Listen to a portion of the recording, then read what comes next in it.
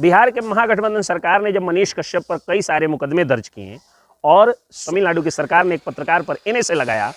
और जब पत्रकारिता के संगठन में बैठे कुछ टुकड़े टुकड़े गैंग के भेड़ियों के सामने हम लोगों ने ये बात रखी, तो उन लोगों ने कहा कि मनीष कश्यप का हम लोग इसलिए समर्थन नहीं करते हैं क्योंकि उनका लहजा खराब था। जबकि सच्चाई बात यह है कि मनीष कश्यप की विचारधारा ही उन्हें खराब लगती थी, क्योंकि मनीष कश्यप वो शख्स हैं जो लखनऊ को नवाबों का शहर नहीं बल्कि लखन का यानी लक्ष्मण का शहर कहते हैं, और उसको तहजीब वाला नहीं बल्कि संस्कार वाला शहर कहते हैं लखनऊ को। तो जाहिर सी बात है कि मनीष कश्यप राष्ट्रवादी विचारधारा के पत्रकार थे, और यह गैर राष्ट्रवादी विचारधारा का व्यक्ति जो पटना में जिसके सामने मैं मीटिंग में बैठा हुआ था, और जब मैंने कहा तो मनीष कश्यप के बारे में उन्होंने बोलना शुरू किया तो मैं उसका बॉयकॉट करके चल दिया। गनीमत थी कि वो बिहार के बाहर का था और अतिथि था, वरना हम लोग क्या करते हैं वो वही समझता। कानूनी रूप से जो है उनका कीमा बनाना होता हम लोग बनाते कानून को साथ में रख के। तो उस टुकड़े टुकड़े गैंग के विचारधारा वाले पत्रकारिता संगठन चलाने वाले लोगों से अब मैं पूछना चाहता हूं कि जब मनीष कश्यप पर एनएसए लगा तो मनीष कश्यप का लहजा खराब था। जब 14 राष्ट्रवादी पत्रकारों का बॉयकॉट खुलेआम किया गया, उनकी मानहानि की गई, तो कौन सा उनका लहजा खराब था? अब आप कहिएगा कि वो एक पक्षीय थे। अब गोपाल मंडल ने सभी पक्ष के, जदयू के विधायक गोपाल मंडल, जी हाँ वही जदयू के विधायक जो कभी नर्तकियों के साथ नाचते हैं तो कभी गंजी को वो जांघिया पर ढक करके ट्रेन में घूमते हुए वीडियो उनका आता है, और कभी पिस्टल के ट्रिगर में उंगली लगा करके और अस्पताल में घूमते हैं और दिखाते हैं कि मैं बहुत बड़ा दबंग हूँ। वही जदयू के विधायक गोपाल मंडल जब सभी तरह के पत्रकारों को गंदी गंदी गालियां दे रहे थे,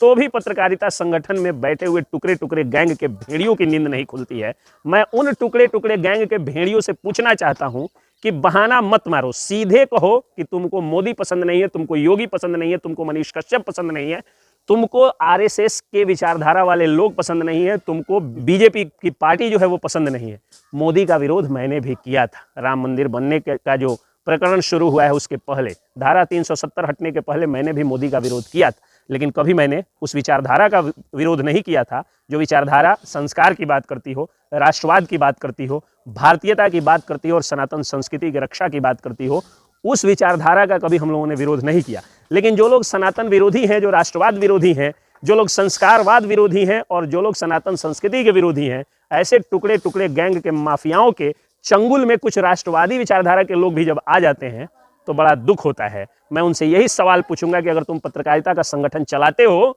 तो जवाब दो कि अगर मनीष कश्यप का लहजा खराब था तो जो 14 एंकरों की खुलेआम बेइज्जती की गई, उनके करियर पर वार किया गया, उनके मान सम्मान पर ठेस पहुंचाया गया, उनको बॉयकॉट किया गया, तब तुम्हारी जुबान क्यों नहीं खुली?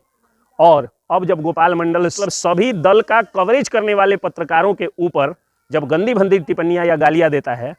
तो उस गोपाल मंडल का विरोध तुम लोग क्यों नहीं करते हो, ये मैं पूछना चाहता हूं। कहो कि तुम पत्रकारिता का नहीं बल्कि दलाली का संगठन चलाते हो, और वो दलाली किनकी है? मोदी विरोधियों की दलाली करते हो, तुम राष्ट्रवाद विरोधियों की दलाली करते हो, तुम सनातन विरोधियों की दलाली करते हो। सनातन संस्कृति की रक्षा नहीं होगी तो सेकुलरिज्म भी सुरक्षित नहीं रहेगा, क्योंकि हिंदू बनने का मतलब है इस्लाम से प्रेम करना, सर्वधर्म समभाव की बात करना, क्योंकि ये हिंदू धर्म ही है जिसके मंदिरों में विश्व का कल्याण हो का नारा लगता है। कभी सनातन मात्र का कल्याण होने का या हिंदुओं का कल्याण होने का नारा नहीं लगता है, विश्व का कल्याण हो कहा जाता है। पूरे विश्व को हम लोग भाई मानते हैं और सभी धर्म के लोगों की इज्जत करते हैं, तो इस सभी धर्म की इज्जत करने के लिए हिंदुओं की भी रक्षा होनी चाहिए, सनातन संस्कृति की रक्षा होनी चाहिए। और सनातन विरोधी लोग जो पत्रकारिता के संगठन में बैठे हुए हैं, उन भेड़ियों को अब सुधर जाना होगा। अगर केवल रजिस्ट्रेशन करा लिए हो और सदस्य नहीं तुमको मिलता है,